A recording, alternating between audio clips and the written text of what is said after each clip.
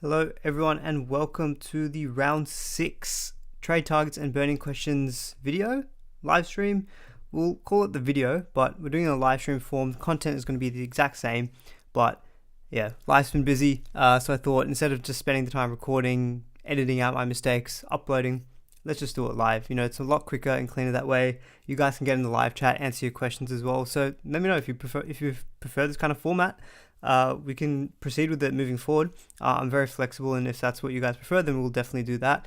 Thanks everyone. There's 64 of you were waiting, so it's really good to see that there was such a good turnout, especially since I only scheduled this just over an hour ago.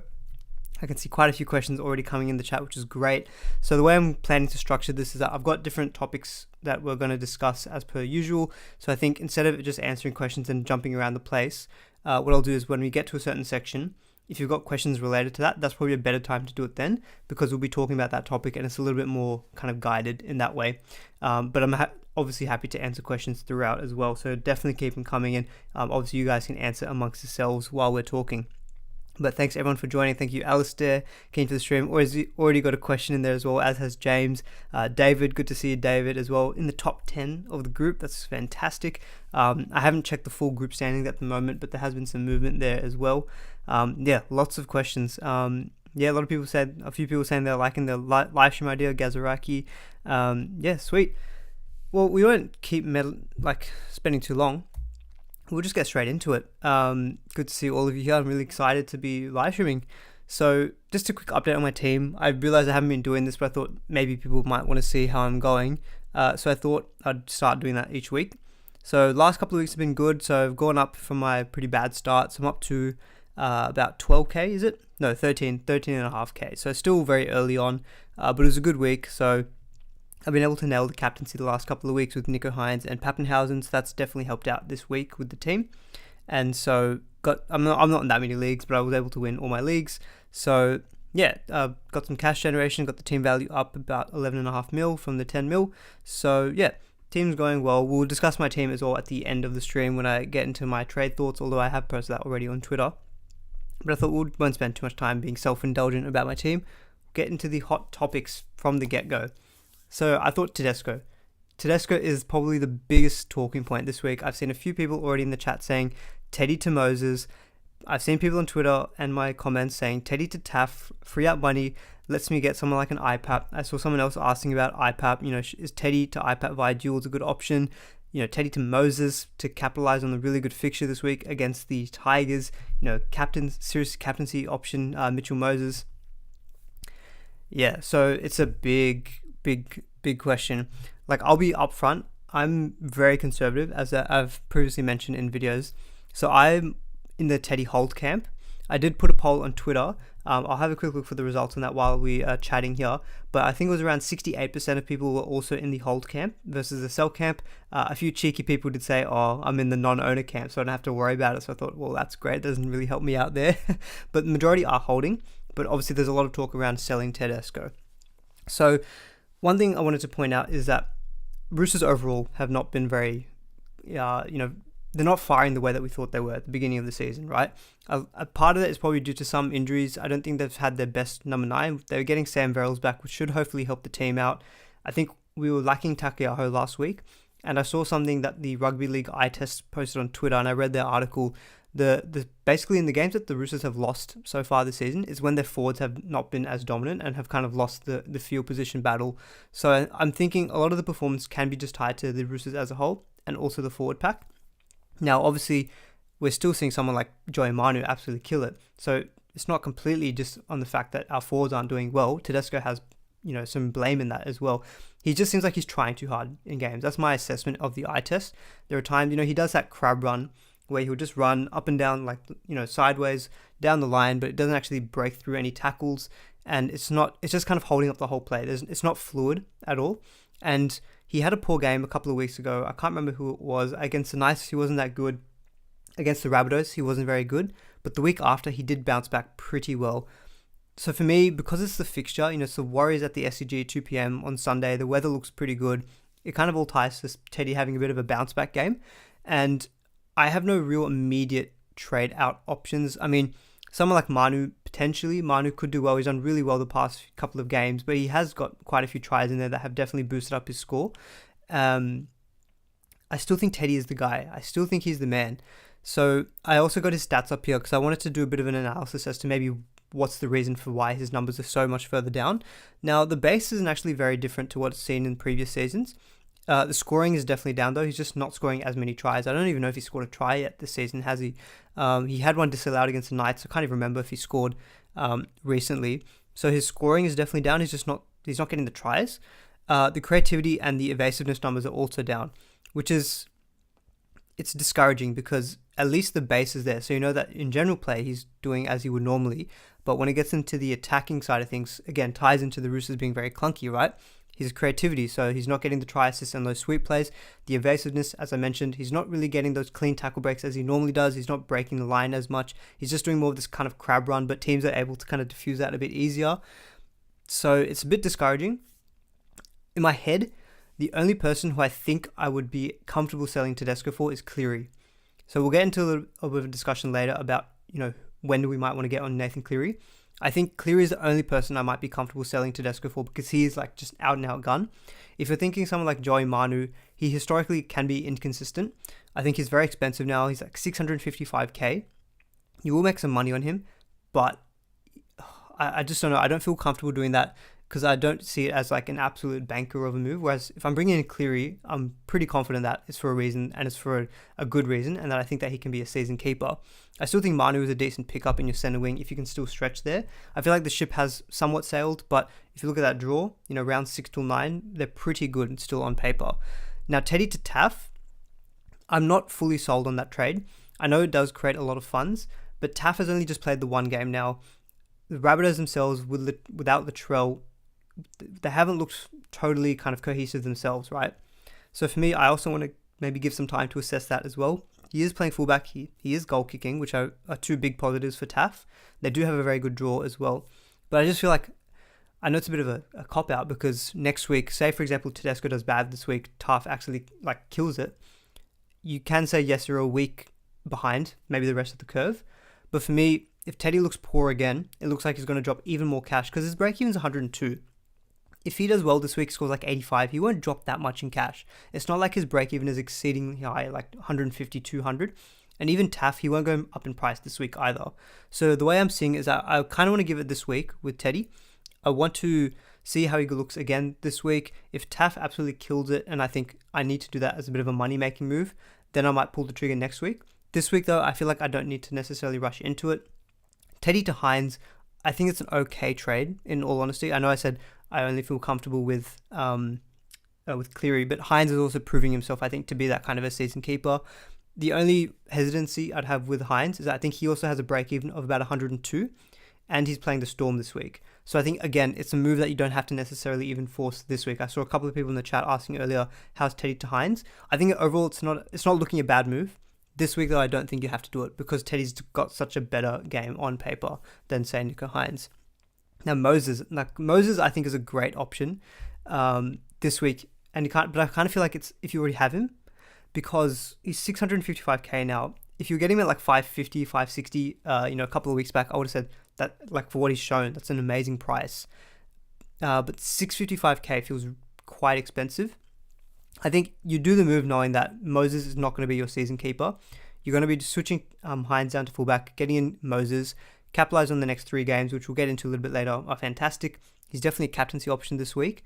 But again, for all those reasons with Teddy, I think he equally could also do well. If Teddy had like the Panthers and then the Storm the next 2 weeks, Moses had his draw as it currently stands, I'd probably be more on the side of, I think you can do that move. It's just because the draw is good. I know he has had good matchups and it hasn't worked out. He's shown that he can also do well. That game against the Cowboys, the Roosters did well. The Warriors at the SCG just feels like a good matchup on paper. So I'm with the majority of people who suggested that they were going to hold. I'm definitely in the whole camp. I think there's a couple of players who I do think are good potential trade-ins, maybe Hines, but it doesn't have to be this week. Cleary, I think it's okay, but even Cleary, you don't have to get him this week. He's got such a high break even. And then IPAP. We'll quickly touch on IPAP because I think a few people have asked about that as well. I do think IPAP is a good option this week and just for the long term. He's averaging around 75. It's a good matchup on paper. I think he definitely has that ability to score a try this week and get like 100 plus. And so I'm even thinking Papali'i is a good captaincy option this week as well. But I probably won't do it because I'm not in the sell Teddy camp. If you're already in the sell Teddy camp and you're thinking, should I get Moses or Papali'i? I mean, I'd go for Moses for the probably a higher upside. But Papali'i, say if your front row forward is looking really weak, say if you're missing Payne Haas this week, I don't think it's a bad move. I think Papali'i in general is a very good trade in this week. The matchup's really good. His numbers are fantastic as well. But yeah, I'm in the hold Teddy camp. I'd be keen to see what you guys think about that. I've seen a few people saying Hines to Moses from Eli RP _ YouTube. I don't think I'd be doing Hines to Moses just because Hines is a season keeper. Even though the matchup is better for Moses on paper, after this week you're going to want Hines back in straight away. I would just save the trade on that one, and I wouldn't be doing that. Someone like Sticky Nicky said they've done Teddy to Taff to upgrade Randall to Grant. That is the benefit of that Teddy to Taff downgrade, right? You're freeing up a lot of funds to do a big upgrade. So, I don't mind it. But even Grant, look, there's some question marks with the team list. You've got Wishart and Brandon Smith on the bench. Maybe Grant only plays 65 minutes. Now, I'll caveat that with he played 69 minutes last week and still scored very well. Grant is a season keeper. But I kind of feel like sacrificing one gun for like Teddy versus Grant, it doesn't quite sit right with me. But I'm a bit more old school mentality. I'm not very aggressive. It's these kind of calls that can make or break your season in terms of winning the game. If you sell Teddy at the right time, you're like 1 or 2 steps ahead of everyone, and then you can focus on other things in your team. But I'm personally holding. Teddy hasn't really come into my thoughts with my trade plans. The way that I'm thinking overall this season is like every Monday, I have an initial thought in my head of what my trades are going to be. And I kind of want to stick with that for as long as I can, unless I've got some new understanding of like an injury or analysis that makes me change my mind. Teddy was never in my initial thoughts as a trade out, even though he looked poor last week. So I'm in the whole Teddy camp. I still think moving to Hines is good, but not this week. Moving to Cleary, I think is fine, but not this week as well. So I'm in the whole Teddy camp for this week. Same with Taff. Moses is the tricky one because he's got that really good game this week, but I still feel like Teddy has equal opportunity to do just as well as him. With Moses, say if you're really strapped for cash and you haven't been able to make any good cash, then you can maybe do it. But I think hopefully you've got other ways that you've been making your cash. Alright, so that's my Teddy rant. Not really a rant. Hopefully that was useful, my insight on that as well. So a few people, I know a lot of people are asking about Teddy this week, so I thought we'll start off with that up front. Alright, so the next thing though, so I'm going to get into a bit of discussion around cash cows and cheapies. Some of these guys are not necessarily cheapies, but they're more just like decent buys. So one person, I'll start off with him, is Ruben Cotter. So I did overlook Cotter last week. I probably should have discussed him because he was coming into his first price change. So apologies for not actually putting that section into it. But I do think Cotter is a good buy this week. I've seen a few people say Cotter for Randall. I do like that upgrade. Cotter looks a much better option than Randall in terms of just general point scoring. So he played 49 minutes last week, which was a bit of a concern, but his average is like 63 points, did get a line break, and he's got a very good underlying base numbers. The break even is 11, so he should be going up in price. And if you actually look at the Cowboys bench, it's very light on forwards. So I think that even though Cotter has been named on the bench, there's still a good chance for him to get good minutes. And the benefit with him is that he's got a very good PPM as well. So I'm just having a look at the Cowboys bench there. They've got Jake Granville, who's going to play probably like dummy half. They've got Hillam Lukey, who's an edge. Ruben Cotter can play a prop in the middle. And then Connolly Lemuelu, who I think is more like a center. So I don't know how he's going to get used. Maybe more of that kind of utility. So he's the only like real established middle on the bench there for the Cowboys. And so Cohen Hess is back, but you know McLean and Hess are not going to play. You wouldn't think they're going to play so many more minutes. Taumalola might play extra minutes, but I think Ruben Cotter should get some extra minutes with that bench. I do think he's a nice steady option. You know, for example, if you're looking at someone like a Randall upgrade, you know, if you're doing a switch from say a Nanai, who's a very popular sell this week, I do like Cotter as a buy. I think he's got that nice dual flexibility as well, 2RF and hooker. And you know, eventually, if he makes some money, he could be like a Cameron McInnes light. You know, you're really base heavy second row forward / hooker. Cam McInnes, when he's bottomed out in price, maybe you can do a switch when Cotter's peaked in price. There could be a way around that, but that dual flexibility is nice. He could be a nice second option in your hooker, or even just as like a fourth second row forward as well. So Cotter, I think, is a really good buy for those people who are asking. You know, Bullimore to Cotter from Barn, I think that's a great move. Bullimore definitely needs to go. Nanai to Cotter, if anyone's thinking about that, I do think that's a good move as well. Nanai's probably almost peaked in price, and Cotter's going to give you less junk scores because he's got such a good base numbers. So yeah, I'm sorry, I'm seeing a few people saying, still talking about Teddy. Like David saying Teddy to Moses and IPAP. Moses and IPAP does sound good though. Like just for one of them, I'd be like, For both, that does sound pretty nice. And just on that point as well, Owen's like, Aman, what do you think that there's a world where you can roll with only one gun fullback for the next few weeks? Maybe. I think if you say, for example, if Taff absolutely kills it and then you need to plug him in your fullback for the time being, then potentially. But what you can also do then is just have Hines there. So you can still have two gun fullbacks because Hines is going that well that you can consider him like a gun fullback as well.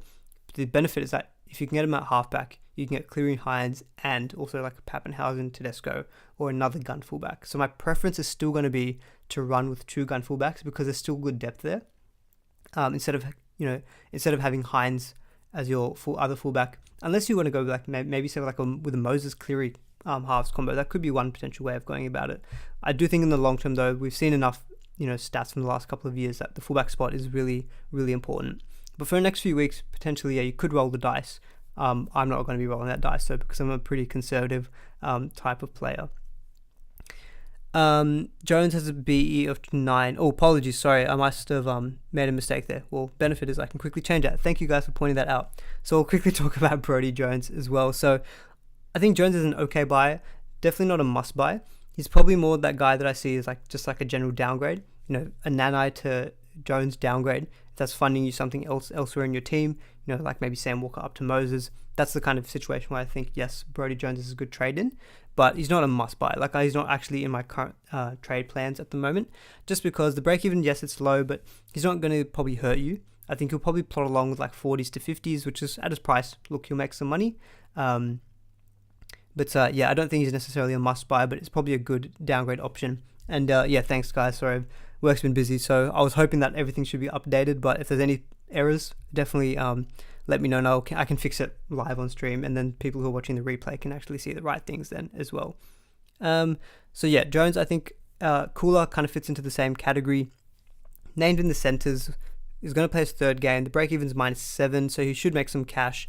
I guess the risk with him though is, next week is Tuipulotu, is that how you pronounce his name? Is he going to stay over Cooler?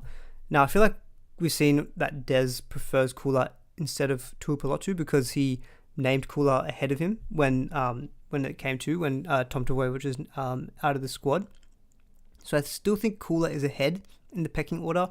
What you could see maybe next week is, maybe I'll ask David Schuster in the chat. So if anyone doesn't know, he's got a relationship with Josh Schuster, the surname checks out, so he's definitely in the know. Well, not in the know, but he's obviously he knows that Josh is recovering from his injury, and so he's very helpfully given me some insights sometimes about the Manly squad. So we're keen to see what you also think, David, around Cooler, because I think Cooler playing at fullback would be a great option. Centre's not as good, but he did score well in the centre wing the last time he played there.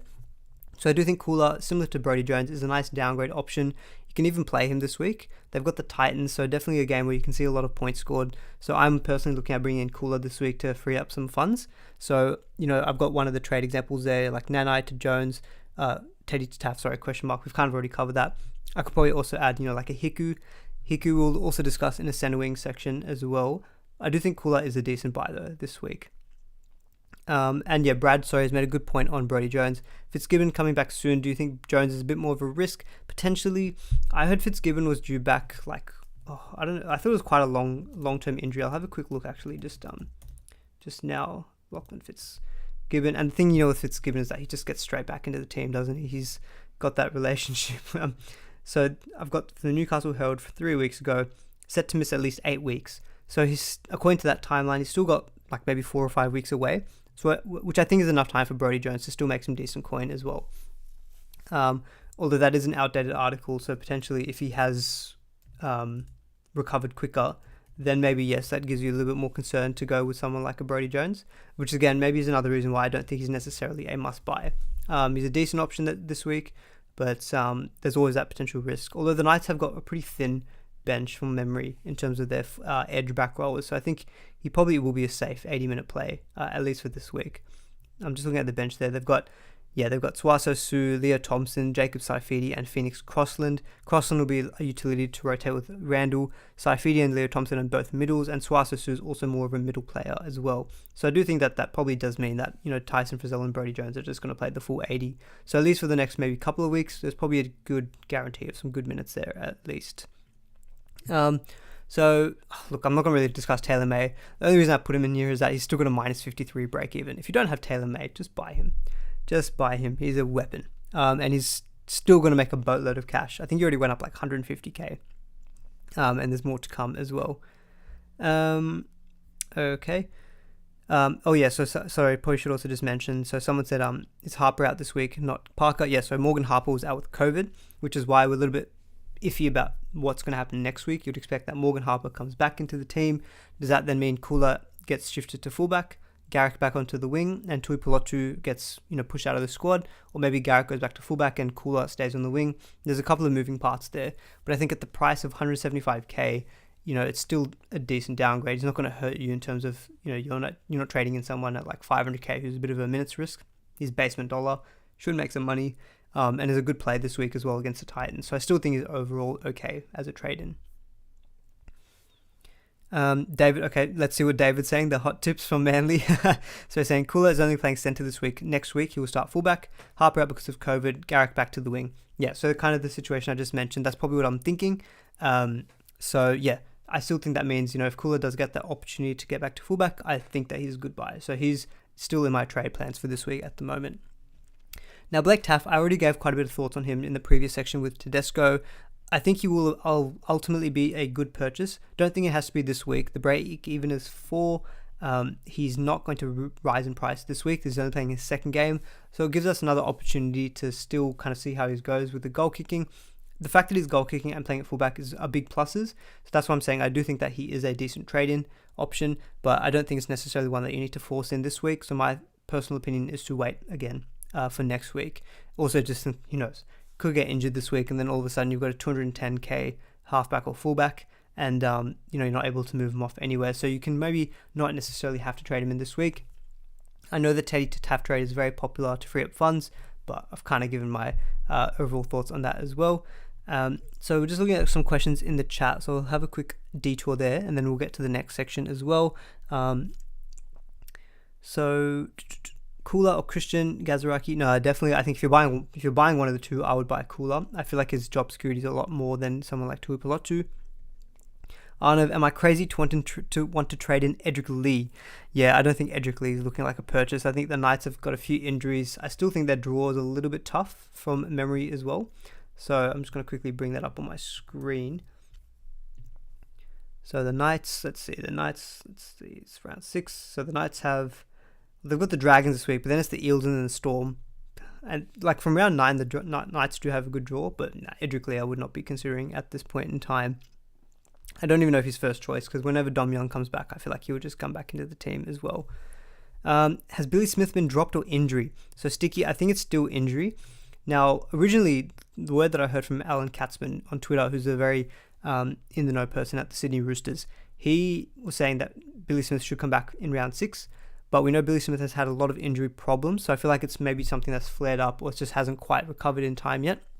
So I'm actually thinking of trading out Billy Smith this week, also because Suwali has been named on the extended bench for the Roosters, so I feel like he's also not far off coming into that team. I feel like Kevin Oguama is just kind of warming the seat there for either Suwali or Billy Smith to come back.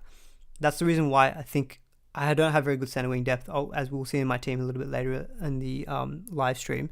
So I'm thinking about dropping down Billy Smith. So someone like Billy Smith down to Kula to free up some funds, I still think is a decent trade at the moment. Ideally, I would have kept Billy Smith because the draw is nice and he's at a good price, but I feel like I just don't have the depth to be able to keep holding him. And I definitely want to be making upgrades to my centre wing at this point in time.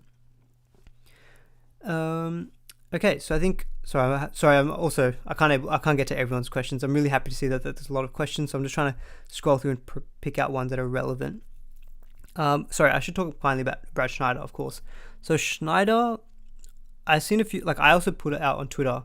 Maybe I potentially take out Schneider for Taaffe in the next couple of weeks if Taaffe looks really good. The problem is that Schneider's also looking really good.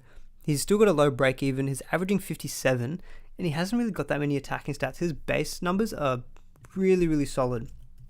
I'm just going to quickly pull up his stats here, but I'm pretty sure he made like 28 tackles on the weekend. And so far this season, he's had in all of his games a base of 36, 31, 36, and then 36. Add in the goal kicking, and you're looking at a floor of around 40 to 45, which at his price, he's still going to keep making pretty decent coin. He does cover round 13 if you are thinking that far ahead in terms of the State of Origin period. And the draw is not too bad as well for the Raiders. So they've got the Cowboys this week. They do have the Panthers next week, so you're definitely not going to play him that week. But after that, the draw is not too bad. They've got the Warriors, then they've got the Bulldogs, then it's the Sharks, then it's the Rabbitohs, and then it's the Eels. So it gets a little bit tougher from rounds 10, 11, 12, and then it's the Roosters in round 13. But I still don't think any of those teams are necessarily like horrible plays. And obviously the Warriors and Bulldogs are good matchups. So yeah, the whole like Cleary debate, I don't know, because Schneider's looking really good. I've got Hines and Schneider at the moment, and I'm happy for Schneider to stay there and keep making some money. Maybe could even just be a hold until maybe the round 13 bye week as well. So yeah, Schneider, I still think I don't know, like I wouldn't say he's a buy, but he's definitely someone I'm thinking more about just holding. Yeah, so I'm thinking just holding him. I still think he's going to be a good moneymaker for what we got him at 188k. He was. I still think he's going to be a good, decent cash cow for us.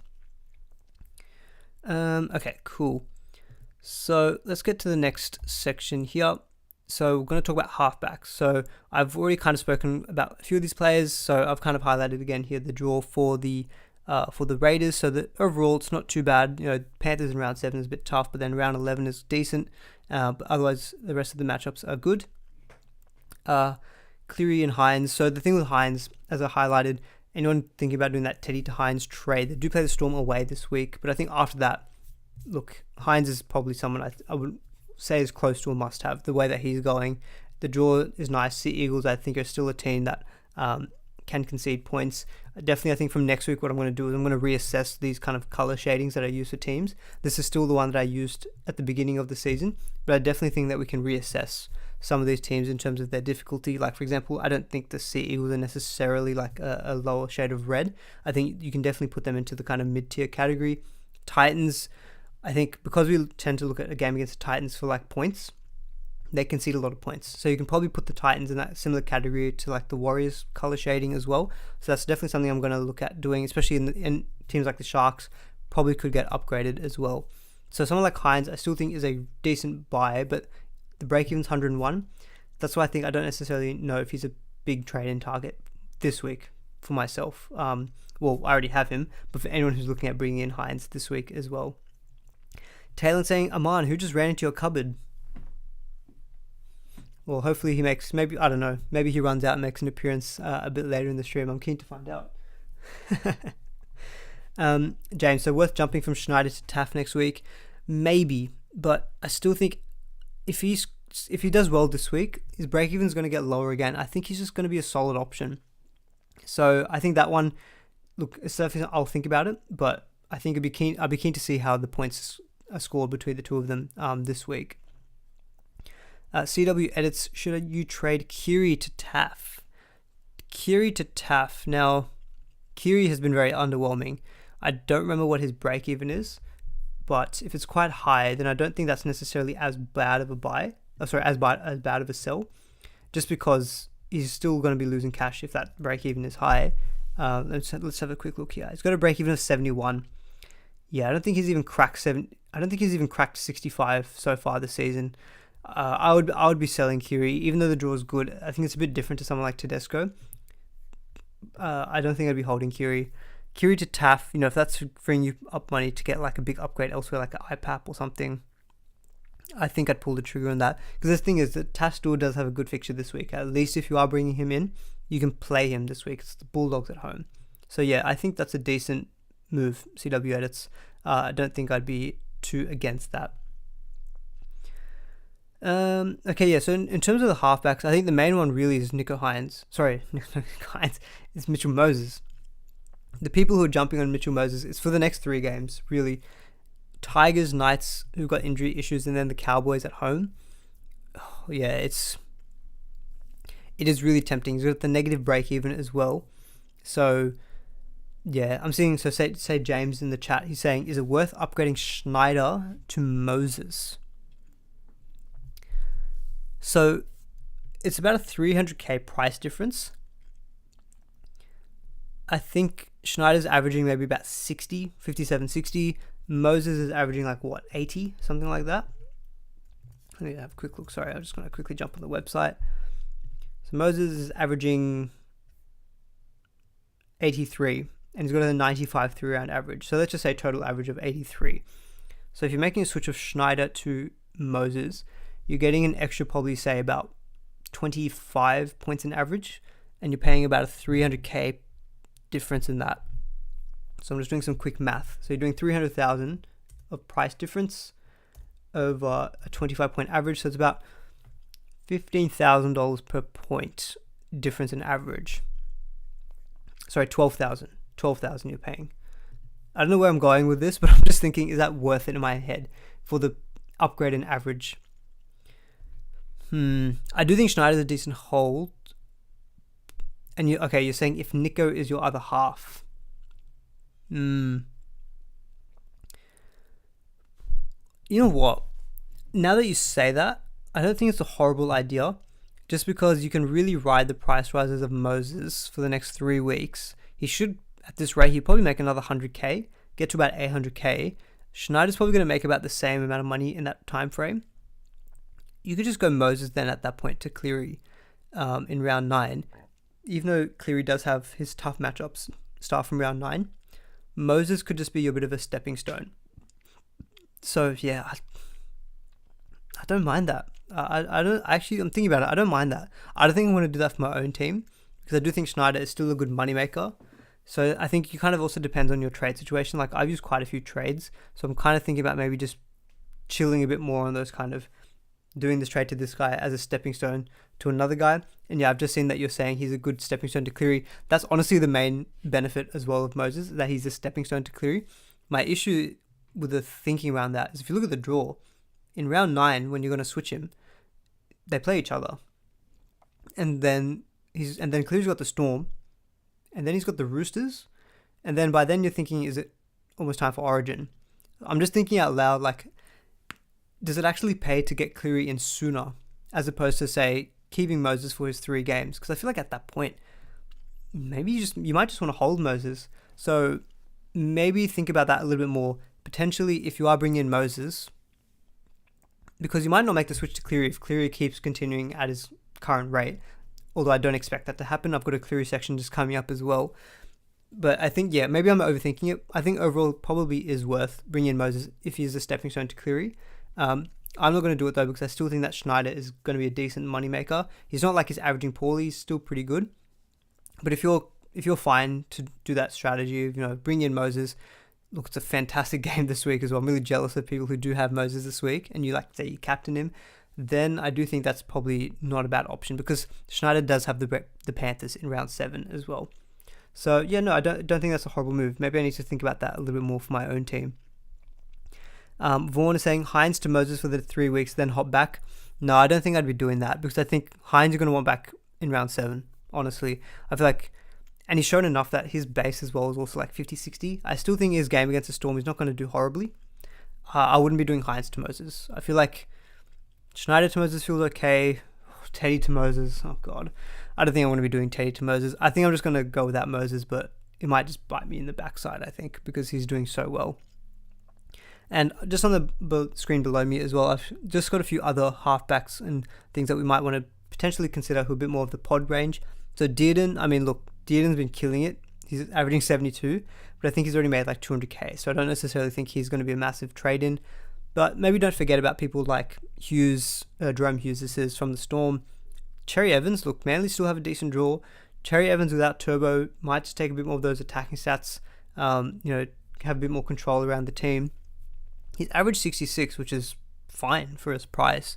He just feels a bit expensive. I think a lot of people, instead of going for DCE, they're probably just going to go for Moses. But maybe something to think about if you are looking to pot up. But I think Moses is probably the one who's going to attract more interest. Deacon, yep, you went Teddy to Moses via Hines. I think it is a very popular move. I don't think I'm going to be doing it myself, but look, I could regret it after this week. So I do wish people who do that good luck, but I also want Teddy to do well because I think I'm going to hold him. But I do think Moses will do well this week as well. So yeah, it's a tough one. I think this whole Moses, Teddy, Hines situation is really, really challenging, and even Brad Schneider as well. My thoughts are, though, I probably can't get to Moses. I'll probably hold Schneider. I'll probably hold Teddy, and because I've already got Nico Hines, so I'll just kind of run with that for the time being. And Jesus Jabir, would you roll with 4 halves? You can squeeze in Munster, Moses, Walker, and Brown. Hines and Little Pappy at fullback. Yeah, I don't mind that. Having a Munster-Brown combo at 5'8", because Cody Walker's not looking... Unless you mean Walker and Brown is in Cody Walker. Maybe if you want to clarify if that's Cody Walker or Sam Walker. Because Cody Walker's not looking good at all. Alright, so that's my kind of take on halfbacks at the moment. So the next part of that was... Sorry, before I get to front row forward, I'll quickly touch on Cleary as well before I did the front row forward. So yeah, the whole point about when to get in Cleary, I think...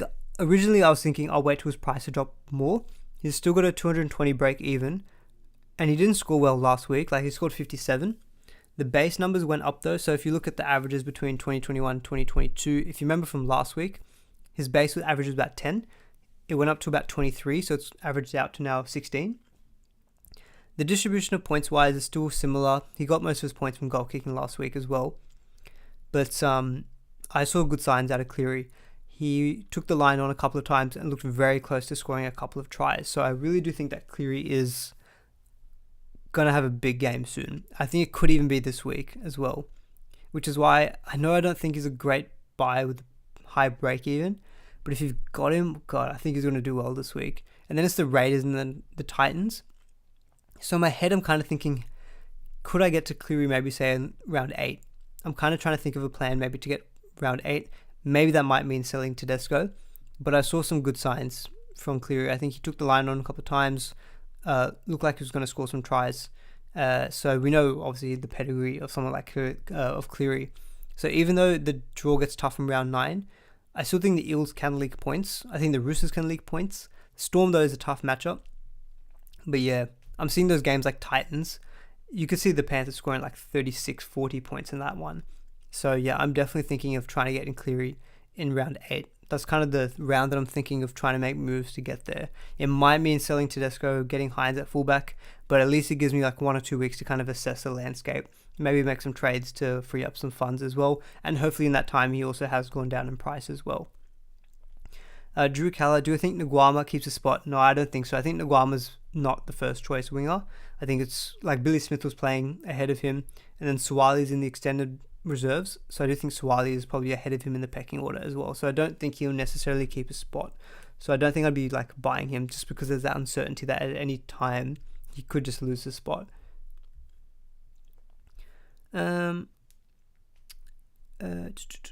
Cameron, let's see. You've captained Tedesco round 1 for 34, round 4 for 88, and round 5 for 28. You're selling him, so I'm not tempted again. He's not playing well. Fair enough. Yeah, you're selling him because you don't want to have that, that temptation to captain and he doesn't do well. Look, I don't actually think that's the best reasoning to sell. But look, fair enough. People, obviously, this is the beauty. People go in different directions, and this is where the big decisions get made with someone like Tedesco. But yeah, I wanted to talk about Cleary just for a bit and saying, like, I think round 8 is when I'm thinking about targeting him, just because I saw some good signs in the eye. He passed my eye test, even though he didn't score that well. Okay, so next up, we're going to talk a little bit about front row forward. I originally put this together thinking that Haas was going to be out for 2 weeks, and I thought, I was going to put an argument as to whether you should sell Haas, should you hold Haas. The fact that he's only out for 1 week, though, I think in my head is pretty obvious that he's a hold, because I do think that he is the standout front row forward option to go for. But I wanted to highlight, like, if you are thinking about your front row forward, IPAP is a very popular buy this week. I do think that he is the next best front row forward to go for. Like, the numbers speak for themselves. Base power average of 67, averaging 75. His BE is 54, so he's probably going to keep going up in price as well. And I do think he's got potential for attacking stats this week against the Tigers. So I do think that front row forward Popoli is a great buy if you can get to him. I know people are selling Tedesco to get to IPAP. I'm not sure how I sit with that, but if you're doing, say, like a Nanai down to a Cooler via duels, and that gets you money, say, of like, I don't know, maybe you've got like another plotter mid-ranger in your front row forward, and you somehow can get to Papali'i, that's the kind of move in my head where I think, yeah, that's really, really good. So I think Papali'i is a good buy. If you are looking to go cheaper, though, So the way that I've structured this, so Haas, Papali'i, Pangai, Josh King, Taumalolo, and Arrow, these are the top averaging front row forwards. So Pangai is someone to keep on radar, averaging 61, scored 62 with the try last week though, which is not ideal, but we know his pedigree. He can be a very dangerous option in SuperCoach, and especially the fact that he's got dual 2RF and front row forward. Otherwise, you can go with someone who's a bit more steady like Taumalolo. He's been averaging 60. My thinking at the moment is to build up the depth in my front row forward. Josh King has still got a low break even. It's about 24. So he's still maybe got like 1 or 2 more price rises in him.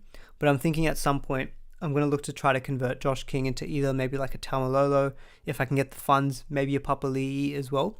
So I think Josh King I don't think is a buy because that break even's starting to get a little bit higher. It's not quite what it was, a few weeks ago when he was in the negatives. So I don't think Josh King is a buy for anyone who's still thinking about maybe buying Josh King. I don't think he's necessarily a sell yet, but I think in a couple of weeks you might want to potentially move him on. So he might have peaked in price at that point in time as well. I'm just having a quick look at the questions. So James is saying Arrow and King to Papali'i, still have Max King on the bench as well. I mean, look, Jai Arrow I don't necessarily think is a trade out, but it is a massive upgrade to Papali'i, so I don't mind that one as much. Kai Dawkins, Luke Brooks is the best player in the world. Yep, I agree. Honestly though, Luke Brooks sometimes has done actually well in SuperCoach. I've noticed he actually pumps out decent scores, but no, I'm not going to be buying Luke Brooks. Sorry, I excluded him from the halfback discussion. Apologies, Luke Brooks.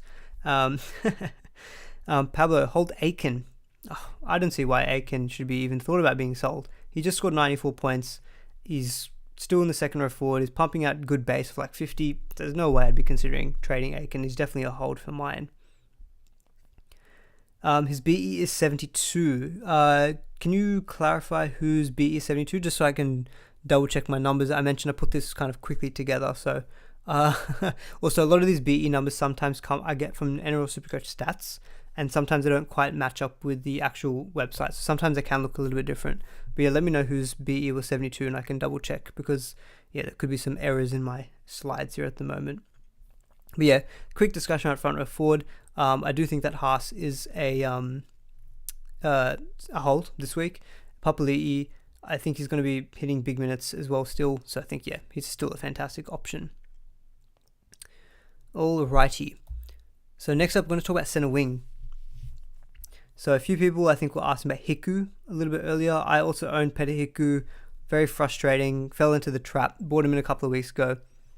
Papali'i's BE is 72. Okay, sorry, let me double check that. I'll go on the actual website just to check that. Sorry, I might have that wrong. Papali'i. Sorry, you're right. Break even of 72. I'll fix that. Thanks, mate. Thanks for correcting me. So, look, even with a break even of 72, that's what his average is. So he's probably just going to hold price. So I guess that kind of just reaffirms the point that he's not going to really change in value, which is crazy because he's 720k. But yeah. Isaac, Nanai to IPAP or Schneider? Oh, I'll definitely be buying IPAPs or Schneider. Gazaraki, would I go for IPAPs or Campbell Graham? IPAP. 100% IPAP. IPAP is like a season keeper, honestly. I think he's just a long-term season keeper. And this week he could just absolutely go massive. Campbell Graham is fine, but Campbell Graham... Well, we're going to talk about Campbell Graham just now as well. So in terms of centre wing targets and whether Hiku is a hold or a sell, so Hiku's break-even is 49, although I'm going to check that now because it seems like I've got a few break-evens wrong so far. So Peter Hiku, he's got a break-even of 49. I got that one right. So Hiku's break-even is 49. So he's not even necessarily a massive sell because of... He's probably not going to go that much lower in cash. He's probably going to, if he scores around 40, it's still a good fixture against the Raiders. But I think I'm going to sell because the games do get a little bit tougher.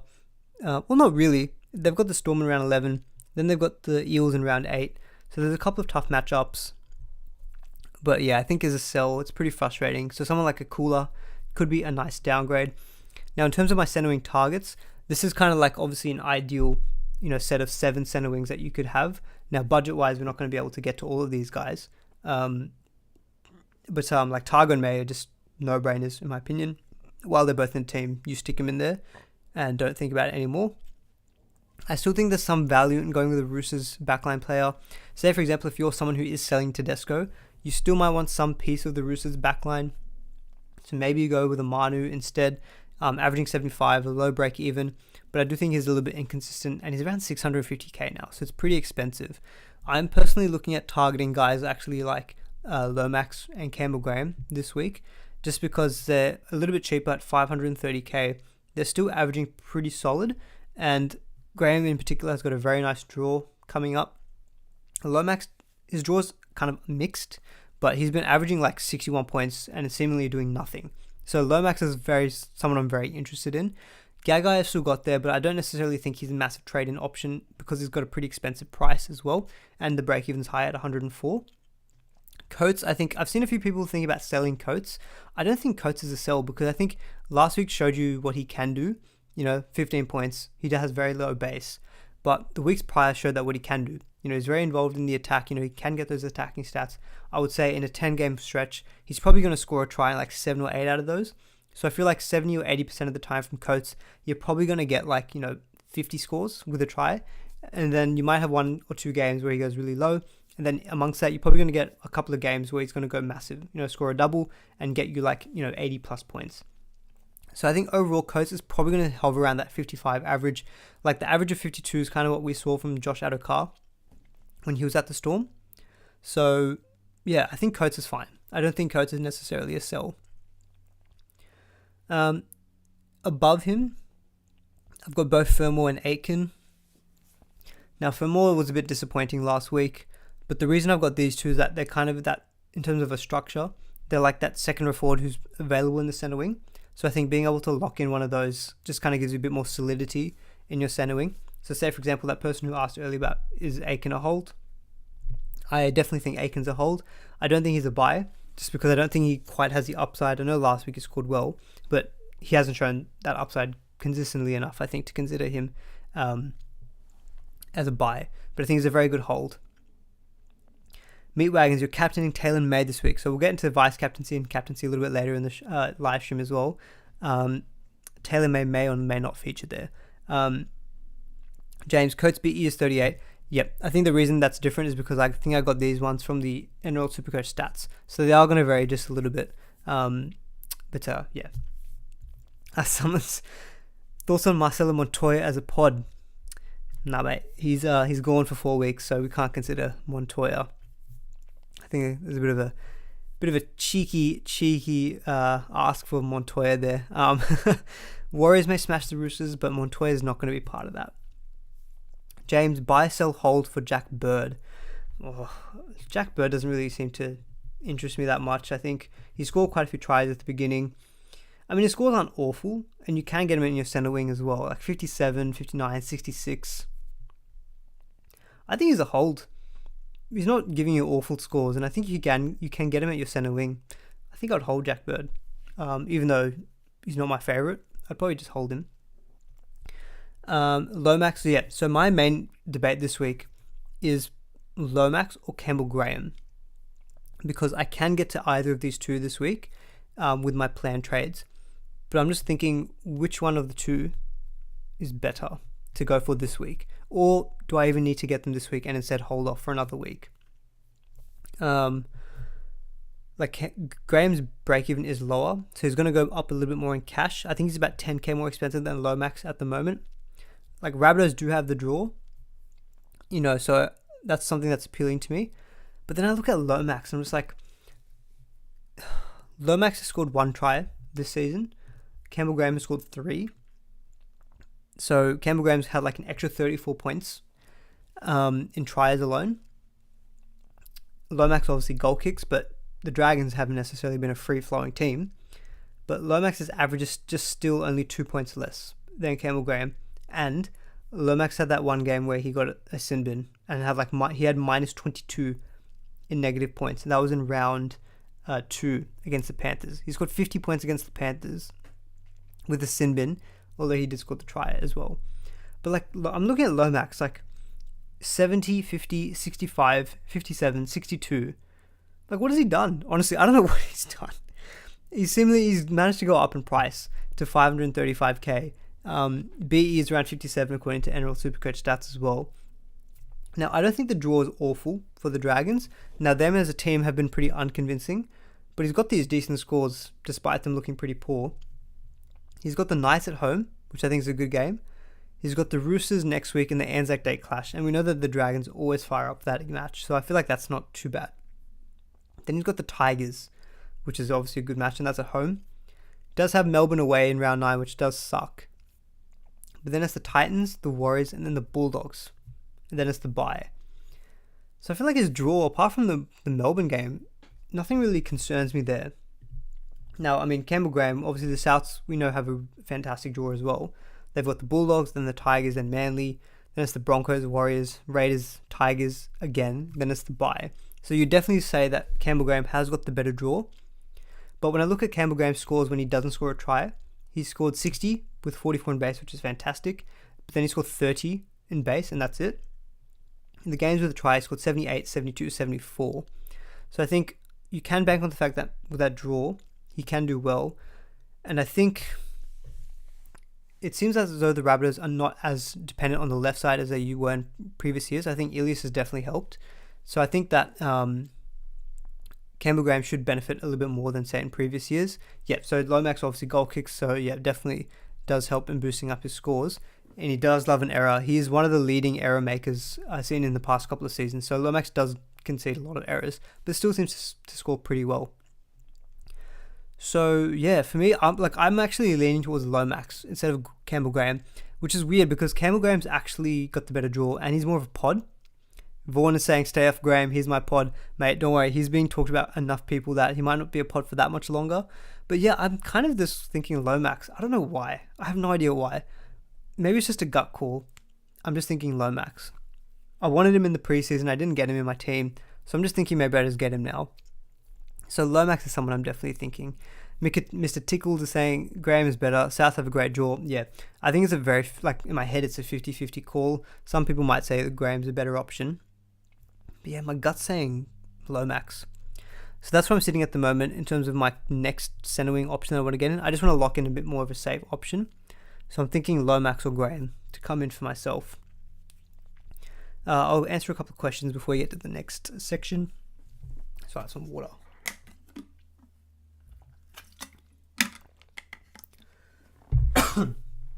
Oh, apologies.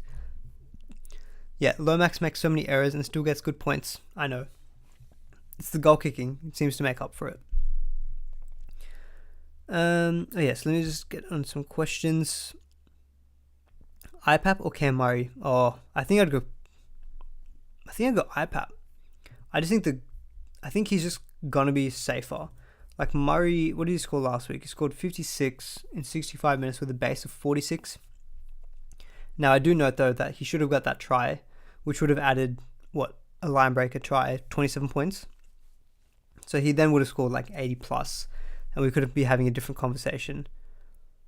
His break even's 110, according to NRL SuperCoach Stats. So I feel like you'd be buying him at his absolute peak, whereas Papali'i, break even of 72, and he's averaging 75. So there's still like room to grow.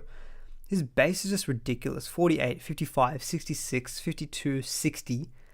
Tigers this week. Yeah, I think I would be going Papali'i this week. That would be my answer for that one. Liam Murphy, should you trade Dom Young for Tamalolo? Yeah, it kind of depends on your price. I mean, Tamalolo is 534k. It's a bit of a team dependent one. You know, if you really need to kind of shore up your second row forward, then obviously I'd say Tamalolo. Sorry. If your 2RF's looking okay, then I would go maybe instead with the centre wing. So in that price range, again, someone like a Lomax or a Campbell Graham fits right in there. You know, maybe someone like a Coates, but I'd probably prefer Lomax or Graham. Dragons love a 2-point penalty shot. Plenty of shots for Lomax, mate. If I buy him, I'm happy with that. They can take all the penalties they want. Okay. Yeah, that's probably a good point that 404 has mentioned. Is Campbell Graham in the origin mix with Turbo's injury? Turbo's injury, but also probably more the Trell's injury, because he could be a doubt for origin game round 1. So Campbell Graham has actually been involved in the New South Wales squad previously. So I feel like he's probably ahead of Lomax, maybe, in the pecking order for Origin. Both of them play right centre as well, whereas Latrell will be on the left-hand side. So I kind of feel like Stephen Crichton is the one that they'd go for. That's my gut feeling. Or maybe even Jack Whiten, because Freddie loves Jack Whiten. They might even just put Whiten at left centre instead. But if you want to go for a natural centre, then I'd say Stephen Crichton, because then you've got To'o, Luai, Stephen Crichton all on the left side. You've got that whole Panthers combination, and you're not really disrupting that flow. So yeah, I think Stephen Crichton is probably the one I would think they'd put in there, even though he is playing at right centre. He played his first year at left centre as well. Dillbags or Moses? Oh, if you're buying one of the two, look, I've got Dylan Brown, but I think I'd buy Moses. I think he's got a better chance of higher upside if you're buying one of the two this week. I'll quickly check Brown's price. What is he? He's even more expensive than Moses. I'd be buying Moses in that case then, I think. Goal kicking as well. Is Val Holmes a sneaky pod option? Val Holmes, we haven't talked about Holmes like at all this season.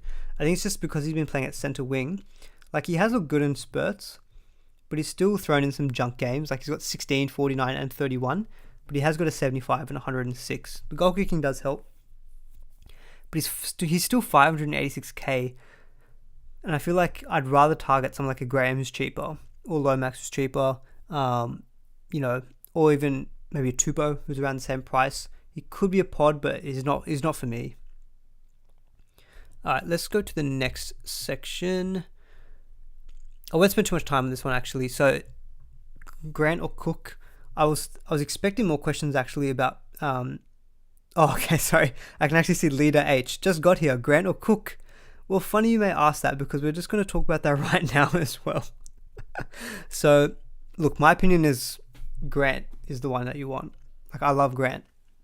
So, Grant is the one that I would opt for. I don't think the price difference is actually that much. Like, it's only about 70k. Draw-wise, Cook is better. So, I think it's a bit of a money factor. I think if you really need that extra 70k, then just go with Cook. The draw is nice. He's probably a bit more of a pod option compared to Grant. But I just look at Grant and I think if I had Cook, like, I don't think I'd be doubling up on like gun hookers just yet. So I feel like you'd just be getting one and sticking with them for a while. And so for me, it's just like Grant I know is the one that I'm gonna want. A bit more of a question mark probably around Origin though. He probably plays less minutes. Cook's a bit more safe in that regard. So I don't mind Cook in the last 3 weeks. Like, in the last 3 weeks, he's been killing it. And so his base is higher. Hasn't got as many attacking stats as Harry Grant. So you could make the argument that, if Grant's attacking stats aren't sustainable, but Cook hasn't got any yet, maybe there's room for Cook to actually match or even outscore him. And I think, looking at the draw, maybe my thinking has shifted a little bit. I think you could probably go with Cook. For me, I haven't really thought about that much because I've already got Grant and I'm happy with him. If you're just buying one of the two, though, there is a price saving. So, I don't mind Cook. But I think if you just ask me straight, Grant or Cook, I would say Grant. But I think there's definitely some validity to go with Cook. I think if you haven't got either, I'd probably be buying Cook. I think he's got his running game back. He's looking good again. So, I think if you haven't got either, I'd buy Cook. But if you ask me which one's better, I'm going to say Grant. It's kind of strange how that works. But, So, I don't want to spend much more time on that, but I will get to the next section where someone asked about Shark Center wings. Well, this week my team watch that I was going to do is on the Sharks, because I thought they've been looking really, really good recently. They have got a tough matchup against the Storm this week, but I wanted to highlight them because their backline has done so well the last few weeks. Now, they are expensive though. That someone has mentioned that Ramian, he's now 618k. My general thoughts on the Shark Centers were they've been looking really good, but I feel like they've gotten really pricey now. I feel like we've kind of missed the boat a little bit. Not forever, but just the last few weeks they've been killing it. But like this week, they're coming up against a Storm. Now, these break-evens I think are from the NRL SuperCoach Stats, so they might look a little bit different to what you're seeing from the actual website. But they do have low break-evens, but the fact that they've got the Storm matchup this week just means I don't think I'll be buying him this week. But if you are looking for pods in your center wing, I think the Sharks are a good team to be thinking about. Instead of those 7 that I proposed earlier, you could also look at someone from the Sharks. So, like, Mulatalo is the cheapest at 520k in your center wing. The problem with him though is that he's got the worst base. Like Katoa and Ramian have better base. Ramian has got really good base power because he loves an offload as well. He's a good tackle breaker. Katoa, when he scores tries, can do very well as well. So Mozart was saying, what about Ramian? I'm short on cash, but you're eyeing him off. Yeah, definitely eye him off. I think it's a good week to wait and watch because it's a storm, and I think we'll get a really good understanding of how the Sharks are actually measuring up as a team in general this week. Are they like a serious premiership contender? If they put in a really good performance against the Storm, especially away from home, and the likes of Ramian and Katoa still manage decent scores, then you're looking at the run after that, Manly, Broncos, Warriors, Raiders and Titans. You're looking at that and saying, yeah, I might want a piece of that. So you might have to pay a little bit extra for it because they have got low break evens. But I feel like that extra week of information will be really, really helpful. Now, Talakai I have highlighted still as a buy just because he's got... Sorry, that break even's wrong. I know that break even's wrong with Talakai. He doesn't have a 62 break even. Before someone called me out on that, apologies. I'm going to check what it is now and fix it. It's -6. -6. What am I thinking? 62. Yeah, so he's got a -6 break even. So that's the reason why I had him as a green dot, is because he's still got money to make. And geez, he looks so good. Honestly, I don't own him. Every time he ran the ball, I thought he was just going to score. It was insane. So yeah, Talakai I still think is a good buy. McInnes, I'm thinking he could be a nice flip from Chris Randall in a few weeks.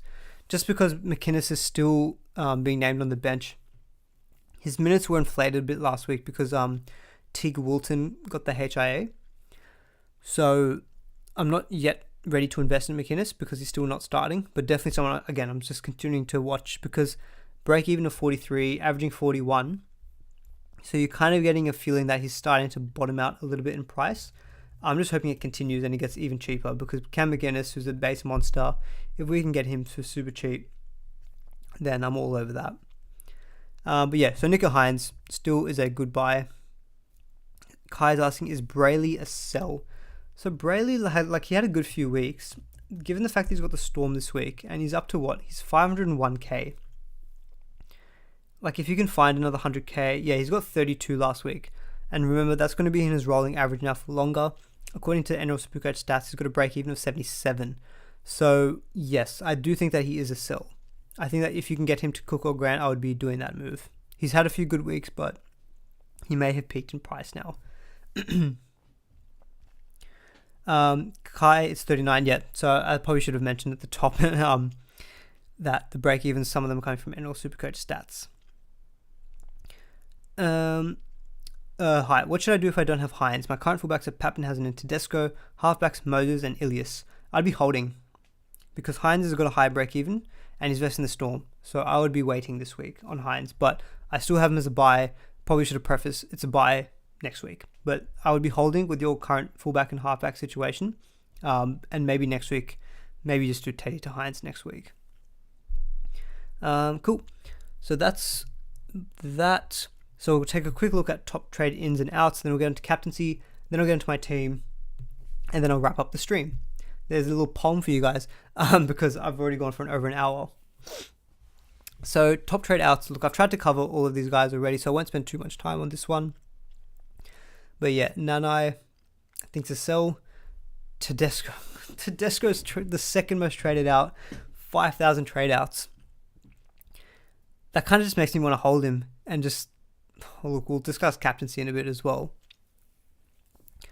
Nah, I don't think he should be that heavily sold. I don't think there's that many people that you need to sell Tedesco for.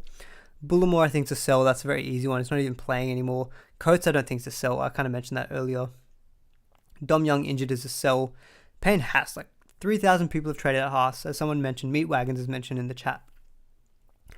I'd be holding Payne Haas for a week. I think a lot of people are probably doing Haas to Papali'i. Now, you could make an argument that you do Haas to Papali'i this week, and then next week, Josh King back to Haas. But I feel like you're using a lot of trades in your front row forward spot. I feel like if you've just got Haas, and he's out for 1 week, just keep him there. If you've got Josh King, Max King, just plug them in there for this week, and then sit with it for a week, and then that's it. Luke Cleary has been heavily traded out, which I do think is valid. I think he's not looking at all a good option. He's 420k. He's lost a lot of money as well. So you're going to have to spend up big to get to someone. But like Cleary to Taff might be the way to go then. Petahiku, yeah, look, I don't think he's a must-sell because the break-even is not too bad. But I think there's enough better options at centre wing. So yeah, I think I am looking at trading at Petahiku, so I think that's reasonable. Tino, I think, is pretty reasonable sell, and Latrell as well. He's been injured, so he definitely needs to go as well. Now, top trade ins. Cooler, I've kind of spoken about. Apologies for anyone who's joining in late to the stream. Definitely go back to the beginning. We talked a lot about the likes of Cooler, Taff, Manu, Jones as well. So definitely do check that out. But overall, if I kind of want to rattle off pretty quickly, I think Cooler's a good decent buy. I think Taff I'd be waiting a week on. I would like to get him next week ideally. Brodie Jones, I think, look, he's an okay buy. I don't think he's a must buy. I don't think he necessarily has to be a trade-in, but he's still like a decent downgrade. Say like a Nanai to Brodie Jones. I'm guessing a lot of people are doing that move, which I do think is a decent trade. Joey Marnham, if you want, I feel like the boat sale, like he's already made 112k.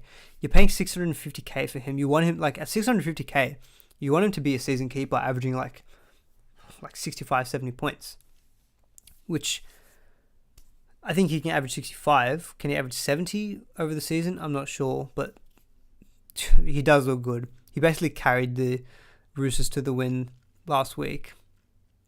I don't think I'll be doing Teddy to Manu. And then I'm instead thinking of maybe trading in someone like 100k cheaper, like Graham or Lomax, who I hope can maybe match him, or at least do decent enough and saves me the 100k. Papali, I think it's a good buy this week for sure. Look, Moses, I think these are good options, but I feel like a lot of people are getting them by selling Tedesco, so that makes it a little bit like, oh, is it actually as good of a trade-in? But like just looking at face value, I think it's a good trade-in. I don't think Josh King is a good trade-in. We highlighted before, his break-even is about 24. I think it's around that. So let me have a quick look actually at the website. His break-even is 20.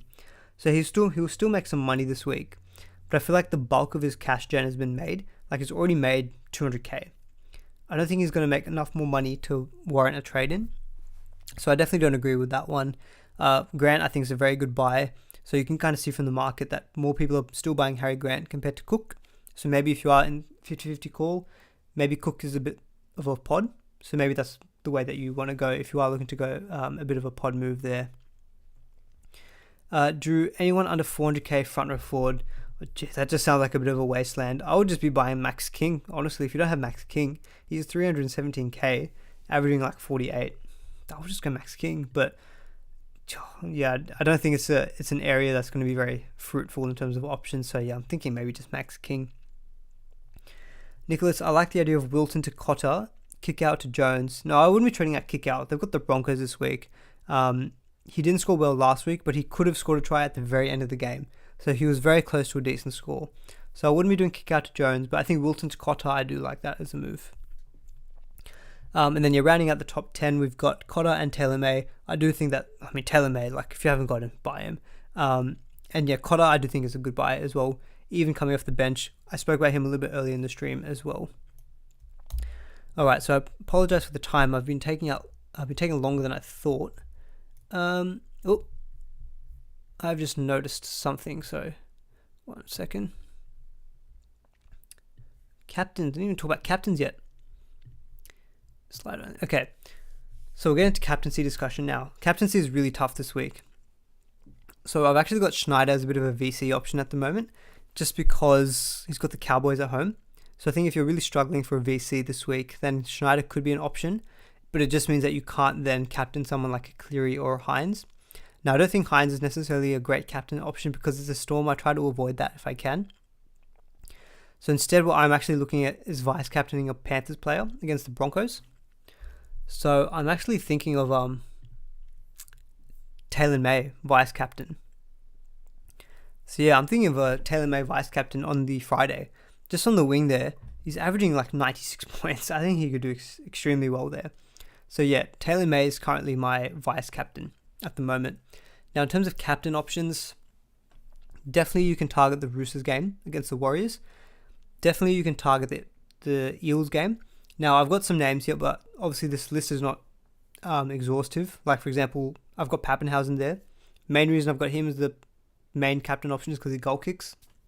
You can definitely still consider someone like a Harry Grant or a Munster, but I feel like with Pappenhausen, you've got a bit more surety that, look, if the Storm do well, he's going to do okay because he's goal kicking as well. So I can see Sticky saying in the chat that there's no Munster as captain. I just think I prefer Pappenhausen overall just because of the goal kicking that he's got. Again, with the Eels, I've got Moses here for the goal kicking, and I've got Papali'i because I think he's a good chance of getting a try. But you can add Gutherson to this number. You can add Dylan Brown. Honestly, you can even think about Penasini. If he plays on the left wing, as we think, then I don't think I'd be captaining Penasini. But I could captain Dylan Brown this week. I mean, it's the Tigers. He's got very good base, and he could very easily just punch out like 80 to 100 if he gets a couple of attacking stats as well. Fafita could be an option as well away to Manly. The Titans actually have got a pretty good record when they play in Manly. So we saw him add back to his damaging best in that one run that he did. So I'm thinking a little bit about captaincy on Fafita. But the way that I'm thinking at the moment is vice captaincy May. And then I'm actually tossing up captaincy between Dylan Brown and Tedesco, which I have some doubts about Tedesco. But I kind of feel like he's still going to be an okay option to captain this week. And maybe seeing him being sold so much makes me think about captaining him as well. Otherwise, I could captain Dylan Brown, who's got probably a nice floor. But only 56 last week was a bit of a concern. But it is a great matchup against the Tigers as well. Rabbitohs. Yeah, I haven't shown the Rabbitohs, but you can definitely consider Rabbitohs options. I'm just not seeing enough out of Cody to consider wanting to captain or vice captain him. And I wouldn't be looking at Taff or Ilias necessarily. So then you're probably looking more like a Cam Murray, which it just doesn't feel as exciting as captaining like a halfback or a fullback. Taylor May's a bit of an exception though, because he plays on the backline of like the best team in the comp. So that's the only thing that's a bit different there. So maybe the Rabbitohs players, but I'm not personally looking there. I think it's the Panthers, the Roosters, and the Eels is where I'm looking at my kind of captaincy options this week. Okay, so quickly take a look at my group league shoutouts. So shout out to Michael, top scored for round 5 with 1,313, so a really big score there. And the top 5 of James, Joshua, Louis, Shots, and Mariah, all in the top 5. And they're all like in the top 250 overall ranking. So they're all doing really well. So shout out to you guys. And if you guys want to join the group league, code is just below me as well. So I think I'll get towards the end of the stream there, but I'll discuss my team just before I finish up. So hopefully you guys can see this pretty clear. So what I'll do is I'll talk about my team for a little bit. I'm not sure how much time I've got for additional questions. I need to pack. I'm actually going to Brisbane tomorrow, so I need to pack up my stuff. So in terms of trades and my team set up at the moment, so I've got the Kings filling in for Payne Haas. I've got Grant sitting pretty up there. Second row forward's looking a bit strange. You know, Fafita, Yo, Bo Fermor, and Ewan Aiken. I mean, I'm going to play all... Sorry, excuse me. I'm going to play all of them. Schneider and Hines, I'll probably swap Schneider for Hines just for the fact that Schneider's playing earlier in the round. And I'm not looking to captain Hines, I think, this week.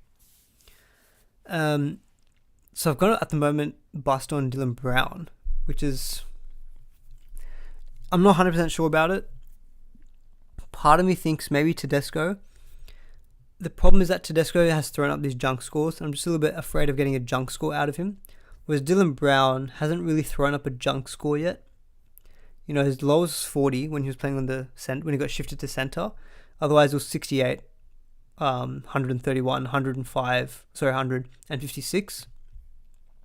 So I could just captain Dylan Brown. I think part of my thinking with that is also because I feel like the Eagles are going to be heavily captained. You know, Moses is kind of a bit of a hedge in the sense that I'm still getting like twice the points from an Eels player. I don't know if that's a dumb way of thinking about it or not, but that's my thinking at the moment. But I'm very iffy on it. I think I'm switching between Brown and Tedesco as captain at the moment. Yeah, I don't know. It's a tough one. So High saying Moses versus IPAP versus Pappenhausen for captain. I think I would actually captain Moses. Moses or IPAP. IPAP is the safe one. He'll get you 70 to 75, maybe even 100 if he scores a try. Moses could get like 50, or he can get 150. It's like, he's got that upside. It's ridiculous. So Yeah. Kai, you're captaining Dylan Brown as well. Okay, so we've got someone else in the chat captaining Dylan Brown, and you're ranked 229, flexing the rank. No, that's fantastic. Good, really good job there. Am I picking Dylan Brown over Moses or IPAP? No. If I had Moses or IPAP, I'd be definitely captaining one of those two over Dylan Brown. It's just that Dylan Brown's my best Eels option, so that's why I've got it on him at the moment. Moses or Cleary captain? Oof. Cleary. I'd go Cleary, I reckon. Matchup's good. We have to mention that the Broncos don't have Carrigan or Payne Haas. The go forward's not going to be as good. Panthers could run right at home. I think there's good signs out of... I don't know, but it's nice to captain someone in the last game of the week as well, isn't it? That is a real tough one. That is a tough one.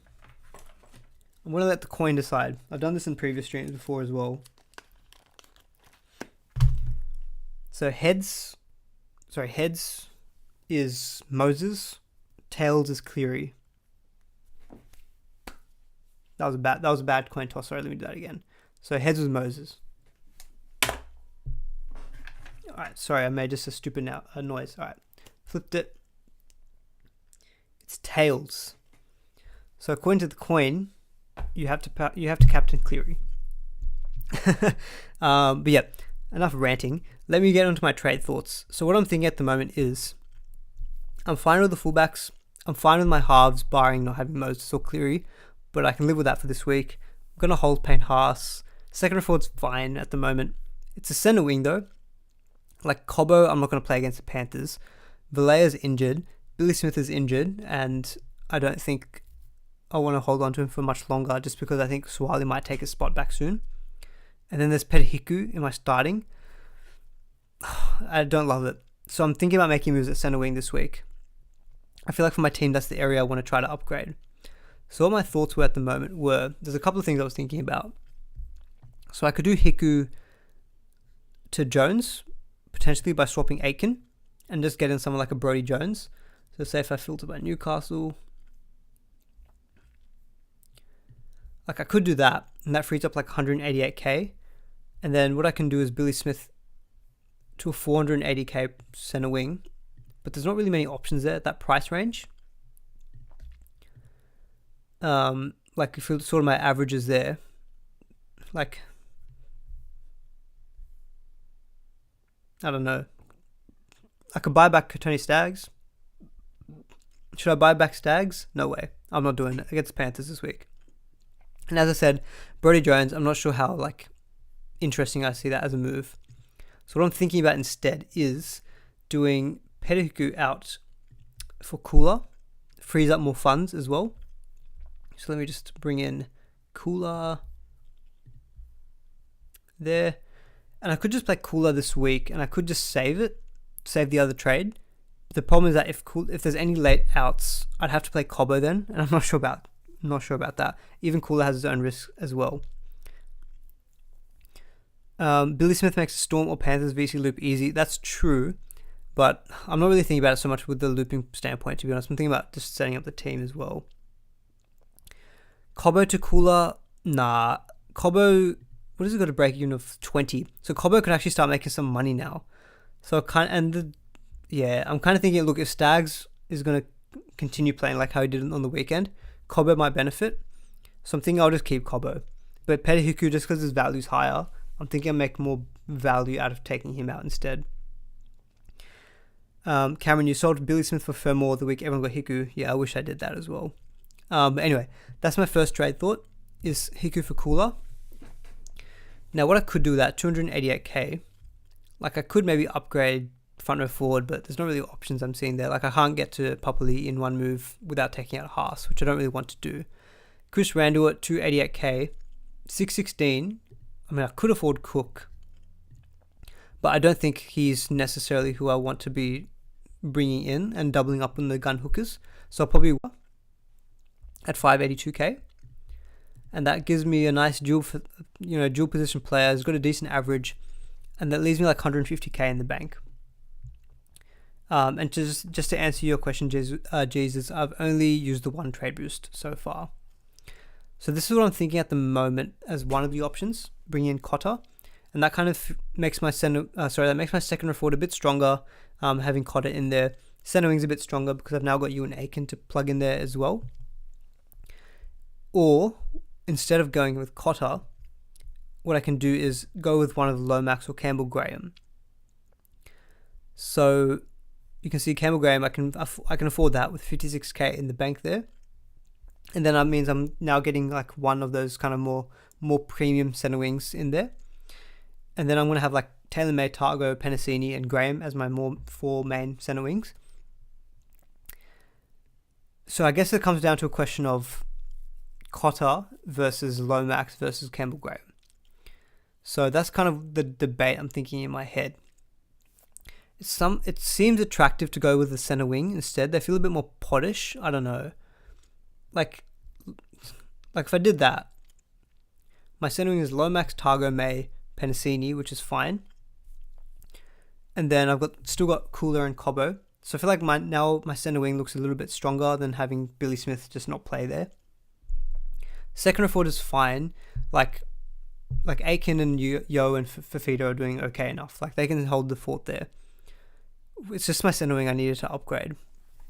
So I guess it comes down to Cotter versus Lomax versus Campbell Graham. And then if I decide not Cotter, then it's Lomax versus Campbell Graham, which I'm still a little bit iffy on.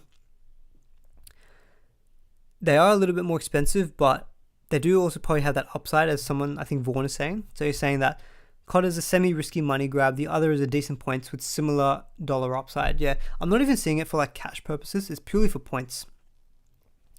It's purely a points play, this one. So like Hiku to Kula is my cash play with that trade. But then I'm going for more of like a points play with my second move. So like the only issue is that I've only got 46k in the bank after doing in like a Lomax.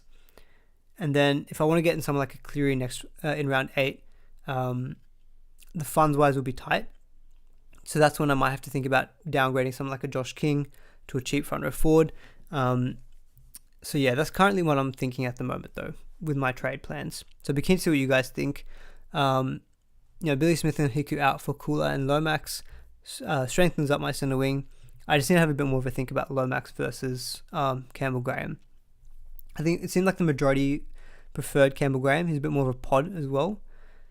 I don't know. I kind of have a thing with Lomax. So I feel like he just seems to be a safe 60 points a week. Campbell Graham can be maybe 30, maybe a 70. So yeah, Tommy saying he brought in the troll last week and broke him.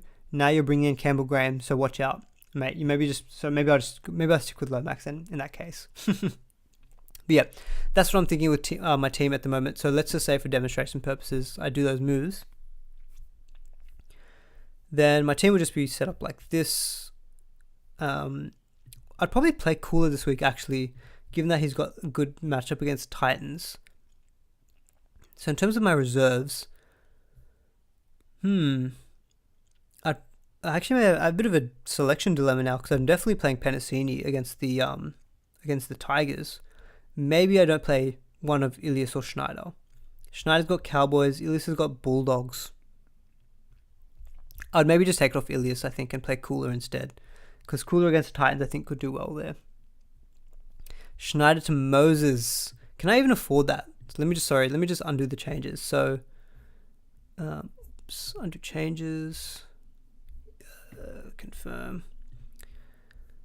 If I did Schneider to Moses... Oh, don't put thoughts in my head. James, do it with you. Nah, I don't know. I mean, I can do it. Actually, no, I can't. See, I'd have to trade boost because I'd have to do Hiku out for Cooler, and then I'd have to do another move to to make up the other 29k. Nah, I'm not too keen on I don't feel a need to do a trade boost this week. Maybe I'm being a bit too slow with my trades, but my team had some issues at the beginning of the season, so I definitely needed to make trades to kind of fix it up. So yeah, I don't think I'll be going with Moses this week. But good luck, James. Alright, so we're on 1 hour 27 minutes. So I think what I'll do is I won't chatter too much about my team. I'll just quickly set it back up as it was. Someone's saying to play Ilias over Cooler. I don't know. I think I prefer Cooler. I feel like he's got a bit more of an upside. given that it's the Titans match. So yeah. Sorry, Vice Captain Taylor May. But yeah, I won't lock in the trades yet because I'll have a bit more of a think about it. But yeah, you guys have seen what I'm thinking about.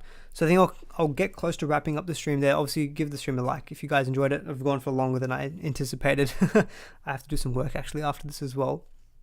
But what I'll do is I'll answer some questions for the next few minutes, and then we'll wrap up the stream. So I'll give it about 3 minutes of questions, and then we'll wrap it up. Schneider has money to make, not a sell. Yeah, I kind of agree. I view Lomax as a keeper till the end, consistent as hell, and does next to nothing. Yeah, that's one of the reasons why I'm thinking about bringing him in this week as well. What's your plan for hookers and fullbacks for the first buy? Yeah, that's, interesting question. Like, I haven't really given the origin planning that much thought. It's kind of burnt me in the past as well. So I think I'll have I think next week I'm probably gonna maybe try put something together about the buys and starting to plan for that, but I don't think I'm going to be trying to think about that too much. Because we do have the trade boosts, I feel like you can navigate them a little bit easier as well. Mate, I'm stuck with Ponga. Should I sell for TAF or a mid-range or hold for money for premium? Well, firstly, yeah, Ponga is a sell. Definitely get rid of Ponga. It kind of depends. If you like, yes, you can go up to Teddy, but I'm not sure if he's an outright buy at the moment. If you can get to Hines, then great. Otherwise, if you need to make the money, then yeah, Ponga to TAF is probably an okay move as well. Nicholas, safe trip to Brisbane. Thank you. Yep, I'm going up tomorrow. Be back on Monday. So yeah, probably won't be doing any streaming on Sunday with the Whisperer, but there's a game on Monday as it is anyway. But yeah, so I'll be up in Brizzy. Should be nice to get up there, get some warm weather. Is the Whisperer streaming tonight? I'm not sure if he's streaming tonight. So yeah, not sure about that. Do you support European football? I'm so angry Bayern were knocked out by Villarreal. Chelsea almost made the comeback. Yeah, that match was insane that they almost came back. I don't really support a European football team. I support Arsenal, so we're obviously not in Europe. And yeah, Villarreal knocking out Bayern. Quite a result there, but I'm pretty impartial to that. Who do you work for? I'm not going to say who I work for, but I work in finance. I'll leave it at that. Adaptation, you use a trade boost to get Grant. Look, there's not many players I say are worth a trade boost for, but I think Grant is worth a trade boost for. Is Teddy to Moses via Hines, Nanai to Jones, and Tamalolo to Papali'i good trades? I don't think Tamalolo is a sell. I think you can hold Tamalolo. He's done nothing to warrant selling, even though Papali'i is a nice upgrade. The Teddy to Moses, I've kind of given my thoughts. I don't think I'll be doing that. I can see why people are doing it. I'm not going to be doing it myself, so hopefully that gives you a reason as to why you might want to not think about doing it. But look, my advice is definitely not the best advice at times. Reckon Moses is a good captain this week. Yeah, we had a whole captaincy section just previously, so definitely go back to that if you can. I think he's a massive captaincy shout this week. I think if I had Moses, I would be captaining him. What about holding Marnie or selling him? Nah, get rid of Marnie. I think Mitch Rain is named on the bench for the Parramatta Eels, so I don't just get rid of Marnie. He's not been doing the job. He definitely needs to go, in my opinion. IPAP for AFB and Arrow for Kickout, and use Arrow to get Haas and move Josh King to 2RF. IPAP for AFB is great. Arrow for Kickout, I'm not as certain on. I'm guessing you're doing that to fund AFB to IPAP, and then use Arrow to get Haas later. It could work. I've never been a big fan of Kickout, and I think the upgrade of AFB to AFB to IPAP is nice. It just feels like a lot of trades in your front row forward. So I'm sure you've thought about other ways that you can try to get to IPAP in. But if that's the only way and you're really keen on him, then yeah, fine. It just does feel like quite a few moves just in that front row forward area.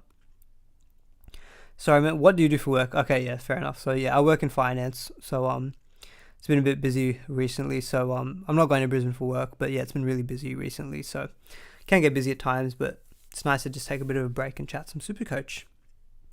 And yeah, I work a lot with numbers and spreadsheets. So yeah, it's kind of why a lot of the videos you'll see numbers and stats, because I kind of look at that all the time as it is. Cheap dummy halves. There's no real good cheap dummy halves apart from Randall and Starling. They're more in the mid-range where you've got McInnes, potentially an option. Cotter, you can get up there as well. So there's no real cheap dummy halves apart from Randall. We'll give it a couple more minutes and then I'm going to wrap up. My throat's starting to hurt and I got to do work and I need to eat dinner as well. So we'll finish it in... I'll answer 3 more questions. How about that? Tanur Brown and Nanai to Kula and IPAP. Yes, those are great moves. I'd be doing that for sure. Dom Young to Nakora via duels. I mean, Dom Young is a sell. I don't know if I'd be going Nakora, especially with the Storm this week. Like, what's Nakora's price? He's 515k. I'd maybe just go like Cotter instead. He's a bit cheaper and I feel like he'll deliver similar points.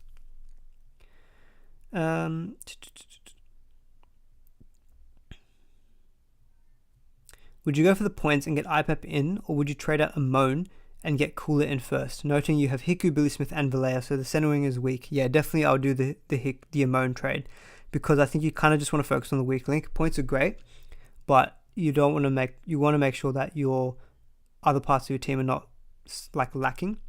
So I would be trying to fix up that center wing that you've got there. Alright, last question. Ilias to IPAP or Oitokamanu to IPAP and use a trade boost? No, definitely get rid of Oitokamanu. He's still injured, isn't he? So, yeah, if you have to use a trade boost to take out Oitokamanu to IPAP, that's a big upgrade. So, definitely be doing that. Alright, guys, going to end the stream there. We're going on for quite a while. So, hopefully you guys enjoyed that. Wasn't able to do the normal video style, but hopefully you got some value out of the live stream. And let me know if you guys prefer that format. Think about trying to do this moving forward. It does help me. Don't have to edit, which is good. And I can answer a bit more of your questions live in the chat as well. So yeah, give me your feedback on that. Definitely give the stream a like on the way out if you did enjoy it. Yeah, so I'll be up in Brisbane. Be a busy few days for me, so I'm not sure how many questions I'll be able to get to on Twitter and things, but I'll obviously try my best, and I'll definitely post my trades that I'm gonna either lock in or that I'm thinking about locking in on Twitter or YouTube if I can as well. Alright guys, thank you so much for tuning in. Really appreciate all of you who joined, especially it was impromptu. Didn't give much of a heads up, but no, really appreciate all of you for being here. Thanks so much. Good luck for round 6. Enjoy the footy. It's going on until Monday, so we get extra day of rugby, which is fantastic. But gonna sign off there. See you all later.